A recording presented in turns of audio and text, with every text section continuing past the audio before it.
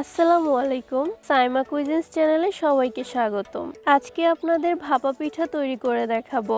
একটা সময় আমরা ভাবতাম ভাপা পিঠা তৈরি করতে অনেক কিছুর প্রয়োজন হয়। আজকে আপনাদের একটা হাঁড়ি আর একটা চালনি দিয়ে ভাপা পিঠা তৈরি করে দেখাবো। যে কেউই এই পিঠাগুলো তৈরি করে নিতে পারবেন। আশা করছি সবার ভালো লাগবে। রেসিপিতে চলে যাচ্ছি, তার আগে প্লিজ আমার চ্যানেলটি সাবস্ক্রাইব করে দিবেন।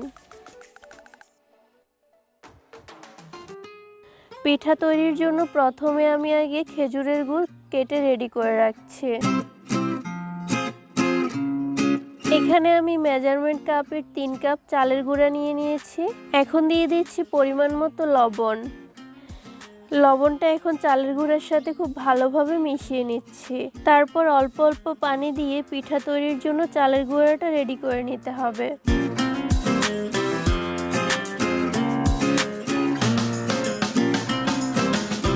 চালের গুঁড়াটা রেডি হয়েছে কিভাবে বুঝবেন? এভাবে হাত দিয়ে মুষ্টি করে ধরলে যখন দেখবেন ঝুরঝুর করে পড়ে যাচ্ছে তখন বুঝবেন চালের গুঁড়াটা এখনো রেডি হয়নি, আরও পানি লাগবে। পিঠা তৈরির জন্য আমার চালের গুঁড়া রেডি হয়ে গেছে। এখন দেখেন আমি হাত দিয়ে মুষ্টি করে ধরছি কিন্তু ঝুরঝুর করে পড়ে যাচ্ছে না, দলা পেকেই থাকছে। এখন একটা চালনি দিয়ে ছেঁকে নিতে হবে। আপনারা যে কোনো প্লাস্টিকের ঝুড়ি দিয়েও চেলে নিতে পারবেন।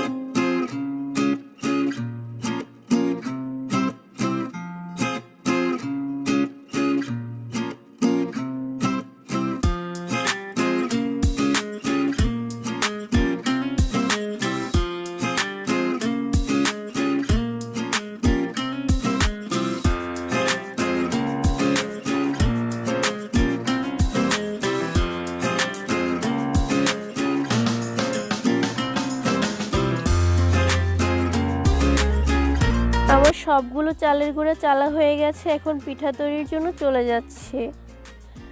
আমি আজকে এই হাঁড়িতে এবং এই চালনি দিয়েই পিঠাগুলো তৈরি করব।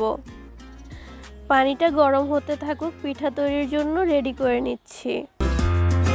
পিঠা তৈরির জন্য এখানে গুড় এবং নারকেল নিয়ে নিয়েছি এবং 3 ধরনের বাটি নিয়ে নিয়েছি। আপনারা যে কোনো ধরনের বাটিতেই তৈরি করে নিতে পারবেন পিঠাগুলো। প্রথমে আমি আপনাদের একটা মিনি পিঠা তৈরি করে দেখাচ্ছি। এই লবণের বাটিতেই একটা ছোট পিঠা তৈরি করব। আপনাদের পছন্দ মতো গুড় এবং নারকেল দিয়ে দিবেন।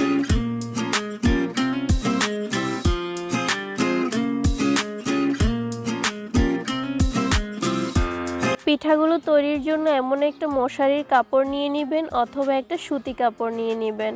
পিঠাটা মশারির কাপড়ের উপর দিয়ে বাটিটা উঠিয়ে নিচ্ছি।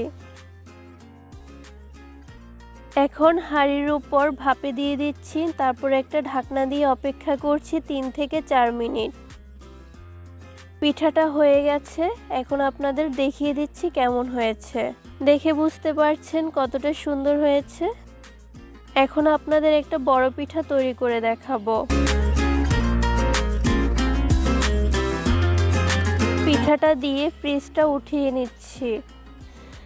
এখন ঢাকনা দিয়ে অপেক্ষা করব 6 মিনিট।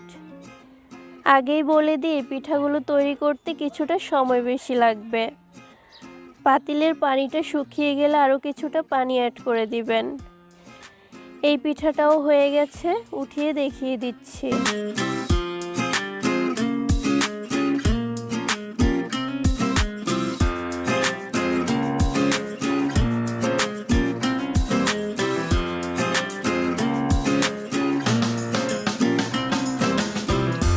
আমার সবগুলো পিঠা তৈরি হয়ে গেছে।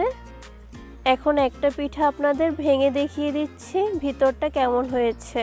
বুঝতেই পারছেন কতটা সফট হয়েছে আর কতটা গুড়ে ভরা। দেখলেন তো, কোনো ঝামেলা ছাড়াই এই পিঠাগুলো তৈরি করে নিলাম।